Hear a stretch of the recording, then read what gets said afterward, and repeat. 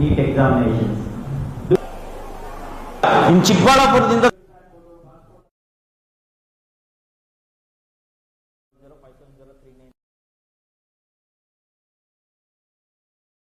ಶಾಂತಿನಿಕೇತನದಿಂದ ಸಿಬ್ಬಂದಿ ಸಾರೋರು ಇರಬಹುದಾಗಿರೋದು, ಸ್ಟೂಡೆಂಟ್ಸ್ ಇರಬಹುದು, ತುಂಬಾ ಕುತೂಹಲದಿಂದ ಈ ಸೆಮಿನಾರ್ ನ ಎಲ್ಲ ಅಟೆಂಡ್ ಮಾಡಿದ್ರು.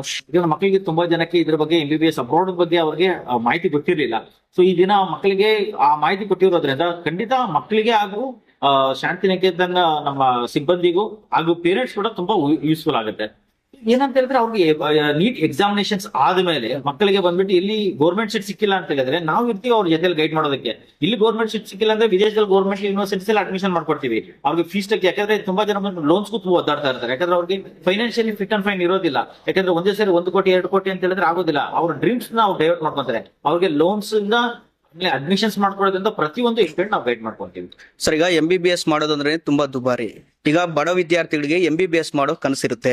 ಅಂತ ವಿದ್ಯಾರ್ಥಿಗಳು ನಿಮ್ಮ ಹತ್ರ ಬಂದು ನಮ್ಗೆ ಸಹಾಯ ಬೇಕು, ಕಡಿಮೆ ವೆಚ್ಚದಲ್ಲಿ ಸೇರಿಸ್ಕೊಳ್ಳಿ, ನಾವು ಕೂಡ ವಿದ್ಯಾಭ್ಯಾಸ ಮಾಡ್ಬೇಕಂದ್ರೆ ಏನಾದ್ರು ಅಂತ ವಿದ್ಯಾರ್ಥಿಗಳು ಸಹಾಯ ಮಾಡ್ತೀರಾ ನೀವು? ಖಂಡಿತ. ನಾವೇನ್ ಮಾಡ್ತಾ ಇದೀವಿ ಅಂತ ಹೇಳಿದ್ರೆ ಫಸ್ಟ್ ಥಿಂಗ್ ಬಂದ್ಬಿಟ್ಟು ತುಂಬಾ ಗೌರ್ಮೆಂಟ್ ಯೂನಿವರ್ಸಿಟಿ ವಿದೇಶದಲ್ಲಿ ತುಂಬಾ ಕಮ್ಮಿ ಫೀಸ್ ಸ್ಟ್ರಕ್ಚರ್ ಅಲ್ಲಿ ಅವ್ರಿಗೆ ಎಜುಕೇಶನ್ ಕೊಡುತ್ತೆ.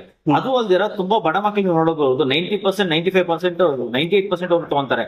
ಬಟ್ ಅವ್ರಿಗೆ ಅಫೋರ್ಡಬಲ್ ಇರೋದಿಲ್ಲ. ಅದರಿಂದ ಈ ಮಕ್ಕಳಿಗೆ ನಾವು ವೈದ್ಯ ಶಿಕ್ಷಣ ಅಂದ್ಬಿಟ್ಟು ಒಂದು ಸ್ಕಾಲರ್ಶಿಪ್ ಎಕ್ಸಾಮಿನೇಷನ್ ಕಂಡಕ್ಟ್ ಮಾಡ್ತೀವಿ. ಈ ಎಕ್ಸಾಮಿನೇಷನ್ಸ್ ಅಲ್ಲಿ ಯಾರು ಟಾಪ್ ಸ್ಟೂಡೆಂಟ್ಸ್ ಬರ್ತಾರೋ ಅವ್ರಿಗೆ ಅಪ್ ಟು 10 lakhs ವರೆಗೂ ಅವ್ರಿಗೆ ನಾವು ಸ್ಕಾಲರ್ಶಿಪ್ ನಮ್ಮ ಆರ್ಗನೈಸೇಷನ್ ಕಡೆಯಿಂದ ಕೊಡ್ತಾ ಇದೀವಿ. ಈ 5 lakhs, 3 lakhs, 10 lakhs ಏನ್ ಕೊಡ್ತಾ ಇದೀವೋ ಈ ಅಮೌಂಟ್ ನಾವು ಹೈಯರ್ ಎಜುಕೇಶನ್ ಪರ್ಪಸ್ ಯೂಟಿಲೈಸ್ ಮಾಡ್ಕೊಬಹುದು. ಇಲ್ಲಿ ನಮ್ಮ ಉದ್ದೇಶ ಏನಂತ ಹೇಳಿದ್ರೆ ಯಾಕಂದ್ರೆ ನಿಮ್ಗೆ ಬಡ ಮಕ್ಕಳಿಗೆ ಯೂನಿವರ್ಸಿಟೀಸ್ ಅಲ್ಲಿ ಕಾಲೇಜಸ್ ಅಲ್ಲಿ ಅಡ್ಮಿಷನ್ ತಗೊಳಕ್ ಆಗೋದಿಲ್ಲ ಮಕ್ಕಳಿಗೆ. ಯಾಕಂದ್ರೆ ನಿಮ್ಗೆ ಎಲ್ಲಾ ರೀತಿಯಲ್ಲಿ ಗುಣಮಟ್ಟ ಎಜುಕೇಶನ್ ನಮ್ಮ ಭಾರತದಲ್ಲಿ ಸಿಗ್ತಾ ಇದೆ. ಬಟ್ ಆದ್ರೂ ಹೈಲಿ ಕಾಂಪಿಟೇಷನ್ ಆಗಿರೋದ್ರಿಂದ ಯಾಕಂದ್ರೆ 1 ಕೋಟಿ 2 ಕೋಟಿ ಅಲ್ಲಿ ವೆಚ್ಚ ಮಾಡಕ್ ಆಗೋದಿಲ್ಲ. ಅದರಿಂದ ಇದಕ್ಕಿಂತ ಒಳ್ಳೆ ಕ್ವಾಲಿಟಿ ಇರೋ ಎಜುಕೇಶನ್ ಇರುವಂತ ಯೂನಿವರ್ಸಿಟೀಸ್ ವಿದೇಶದಲ್ಲಿ ನಮ್ಗೆ ಸಿಗುತ್ತೆ. ಸೊ ಅದರಿಂದ ನಾವೇನ್ ಮಾಡ್ತಾ ಇದೀವಿ ಅಂತ ಹೇಳಿದ್ರೆ ಮಕ್ಕಳಿಗೆ ಇಲ್ಲಿಂದ ವಿದೇಶಕ್ಕೆ ಹೋದ್ಮೇಲೆ ಅಲ್ಲಿ ಎಲ್ಲಾ ರೀತಿ ರೆಕಗ್ನೇಷನ್ಸ್, ಆಮೇಲೆ ಎಲ್ಲಾ ರೀತಿಯಲ್ಲಿ ನಿಮ್ಗೆ ಯಾಕಂದ್ರೆ ಇಲ್ಲಿ ಮೆಡಿಕಲ್ ವಿಚಾರಕ್ಕೆ ಬಂದ್ರೆ clinical exposures are very important. So ನಿಮ್ಗೆ ವಿದೇಶದಲ್ಲಿ ಹೋದಾಗ ರೋಬೋಟಿಕ್ ಟೆಕ್ನಾಲಜೀಸ್ ಎಲ್ಲ ಮಕ್ಕಳಿಗೆ ಇಂಟ್ರೊಡಕ್ಷನ್ ಆಗುತ್ತೆ. ರೋಬೋಟಿಕ್ ಟೆಕ್ನಾಲಜಿ ಇಂಟ್ರೊಡಕ್ಷನ್ ಆಗಿದೆ ಅಂತ ಹೇಳಿದ್ರೆ US, UK, ಕೆನಡಾ, ಆಸ್ಟ್ರೇಲಿಯಾದಲ್ಲಿ ಮಕ್ಕಳು ಸೆಟ್ಲ್ ಆಗ್ತಾರೆ. ಮಿನಿಮಮ್ ಪ್ಯಾಕೇಜ್ 1 ಕೋಟಿಯಿಂದ 2 ಕೋಟಿವರೆಗೂ ಮಿನಿಮಮ್ ಪ್ಯಾಕೇಜ್ ಇರುತ್ತೆ. ಇದ್ರ ಬಗ್ಗೆ ಸಂಪೂರ್ಣವಾಗಿ ಮಾಹಿತಿ ನಮ್ಗೆ ಇರೋ ಮಕ್ಕಳಿಗೆ ಗೊತ್ತಿರೋದಿಲ್ಲ. ಸೊ ಏನಾಗುತ್ತೆ ಅಂತ ಹೇಳಿದ್ರೆ ಇಲ್ಲೇ ಬಂದ್ಬಿಟ್ಟು MBBS ಮಾಡ್ಕೊಂಡು ಇಲ್ಲೇ MSRMD ಮಾಡೋದಕ್ಕೆ ತುಂಬಾ ಓದಾಡ್ತಾ ಇದಾರೆ. ಈ ತರ ಮಕ್ಕಳಿಗೆ ಸಂಪೂರ್ಣವಾಗಿ ಮಾಹಿತಿ ಕೊಟ್ಟು ಅವ್ರಿಗೆ ಒಳ್ಳೆ ಗೈಡೆನ್ಸ್ ಕೊಡೋದಕ್ಕೆ ಬಂದಿರೋದು ನಾವು. ಇದುವರೆಗೂ ನಿಮ್ಮ ಸಂಸ್ಥೆಯಿಂದ ಎಷ್ಟು ವಿದ್ಯಾರ್ಥಿಗಳು ಅನುಕೂಲ ಪಡೆದಿದ್ದಾರೆ ಅಂತ ಹೇಳಿ? ಪ್ರತಿ ವರ್ಷ 150ರಿಂದ 200 ಜನ ಸ್ಟೂಡೆಂಟ್ಸ್ ನಮ್ಮ ಸಂಸ್ಥೆ ಕಡೆಯಿಂದ ವಿದೇಶಕ್ಕೆ ಹೋಗ್ತಾ ಇದ್ದಾರೆ. So they are more than almost 1500 to 2000 students ನಮಗೆ ನಮ್ಮ ಆರ್ಗನೈಸೇಷನ್ಸ್ ಕಡೆಯಿಂದ ಹೋಗ್ತಾ ಇದ್ದಾರೆ. ಸುಮಾರು ಈ ಶಾಂತಿನಿಕೇತನ ಕಾಲೇಜಿನ ಸಂಸ್ಥೆ ಫೌಂಡರ್ ಆಗಿದ್ದೀನಿ. ಸೊ ನಮ್ಮ ಕಾಲೇಜ್ಗೆ ಬಲ್ ಫೌಂಡೇಶನ್ ಇಂದ ಸ್ಟಾಫ್ ಬಂದಿದ್ದಾರೆ. ಸೊ ರಿಗಾರ್ಡಿಂಗ್ ಇನ್ಫಾರ್ಮೇಷನ್ ರಿಗಾರ್ಡಿಂಗ್ ಯಾವುದು MBBS ಸೀಟ್ ಯಾರು ಯಾವ್ದಾರು ತೆಗೆದುಕೋಬೇಕು. ಯಾಕಂದರೆ ನಮ್ಮ ಇಂಡಿಯಾದಲ್ಲಿ ನವಡೇಸ್ MBBS ಸೀಟ್ ತೆಗೆದುಕೋಬೇಕಾದ್ರೆ ಕೋಟಿಂಗ್ ಇನ್ವೆಸ್ಟ್ ಮಾಡಬೇಕಾಗುತ್ತೆ. ಸೊ ಇಲ್ಲೆಲ್ಲ ಮಿಡ್ಲ್ ಕ್ಲಾಸ್ ಫ್ಯಾಮಿಲೀಸ್ ಇರೋದ್ರಿಂದ, ಸುಮಾರು ಜನ ರೈತರ ಮಕ್ಕಳು ಇರೋದ್ರಿಂದ ಸೊ MBBS ಸೀಟು ಒಂಥರ ಕನಸಾಗಿದೆ.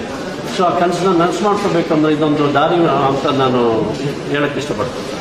ಏನೆಲ್ಲ ತಿಳಿಸ್ಕೊಟ್ರು ಸರ್ ಅವ್ರ ಸಂಸ್ಥೆ ಕಡೆಯಿಂದ ನಿಮಗೆ? ಸಂಸ್ಥೆ ಕಡೆಯಿಂದ ನಮಗೆ ಒಂದು ಫಸ್ಟ್ ವೀಸಾಯಿಂದ ಸ್ಟಾರ್ಟ್ ಮಾಡಿದ್ರು. Nowadays getting visa is very difficult. So visa ಆಗ್ಬೋದು, ಪಾಸ್ಪೋರ್ಟ್ ಆಗ್ಬೋದು, ಪ್ಲೇಸ್ಮೆಂಟ್ ಆಗ್ಬೋದು. ಸೊ ಇಲ್ಲಕ್ಕಂದ್ರೆ ಬೆಂಗಳೂರು ನಮ್ಮ ಇಂಡಿಯಾದಲ್ಲಿ ಸ್ವಲ್ಪ ಸೀಟ್ಸ್ ಕೂಡ ತುಂಬ ಕಮ್ಮಿ ಇದೆ. ಸೊ ಎವ್ರಿಬಡಿ ಕಾಂಟ್ ಕ್ಲಾಶ್ ಯಾವುದು ನೀಟ್ ಎಕ್ಸಾಮ್ಸ್ ಆಗ್ಬೋದು. ಸೊ ಬಟ್ ಆಸೆ ಇರುತ್ತೆ ನಾವು ಡಾಕ್ಟರ್ ಆಗಬೇಕು ಅಂತ. ಬಟ್ ಆ ಆಸೆಯನ್ನು ಪೂರೈಸಕ್ಕೆ ಆಗದೆ ಇದ್ದಾಗ ಇದೊಂದು ಒಳ್ಳೆ ದಾರಿ ಅಂತ ನಾನು ಹೇಳಕ್ಕೆ ಇಷ್ಟಪಡ್ತೀನಿ.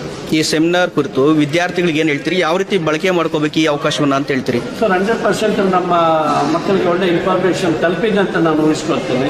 ಸೊ ನಾವು ಕೂಡ ಮುಂದೆ ಅವ್ರ ಜೊತೆ ಇದ್ದು ಅವ್ರಿಗೆ ಬೇಕಾದಂಥ ಮಾಹಿತಿ ಕೊಡೋದಕ್ಕೆ ಸಹಕಾರದೊಂದಿಗೆ ನಾವು ಒಳ್ಳೆ ಮಾಹಿತಿ ಕೊಡ್ತೀವಿ. ಯಾಕಂದರೆ ಎಲ್ಲರೂ ಲಕ್ಷ ಕಟ್ಟೋದಕ್ಕೆ ಕಷ್ಟ ಆಗುತ್ತೆ. ಸರ್ ಹೇಳಿದ್ರು ಒಂದು ಲೋನ್ ಕೊಡ್ಬೋದು ಅಂತ.